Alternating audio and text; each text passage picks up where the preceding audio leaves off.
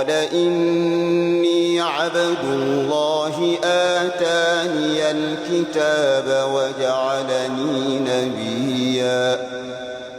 وجعلني مباركا أينما كنت وأوصاني بالصلاة والزكاة ما دمت حيا وبرا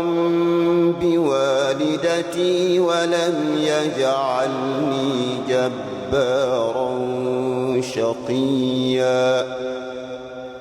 والسلام علي يوم ولدت ويوم أموت ويوم أبعث حيا